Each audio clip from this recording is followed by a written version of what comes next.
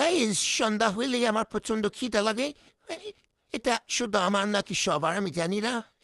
তাই আজকে ভাবলাম আলু দিয়ে চিপস বানাবো। তাই নিয়ে নিলাম একটা বড়ের মধ্যে ম্যাশ আলু, তারপরে নুন, হলুদের গুঁড়া, মরিচের গুঁড়া, চালের গুঁড়া, কর্নফ্লাওয়ার দিয়ে ইচ্ছা মতো গুটাই নিব।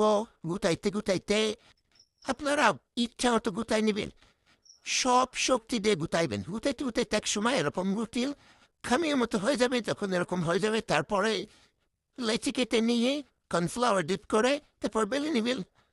তারপরে বেলে যখন বেলা হয়ে যাবে তখন চামতো শেপে কেটে নেবেন।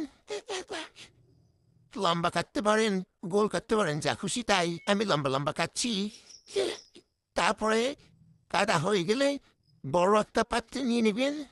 আমি বড় পাত্রে নিয়েছি, আপনারা বড় পাত্রে নেবেন। তারপরে কড়াই চুলার উপরে দিয়ে তার ভিতরে তেল ঢেলে নেবেন। অবশ্যই চুলাটা জ্বালিয়ে দেবেন, চুলা বন্ধ করে। চুলা জ্বালিয়ে হালকা আঁচে তেল গরম করে, তেলটা যখন গরম হবে তারপরে চিপসগুলো ছেড়ে দিবেন।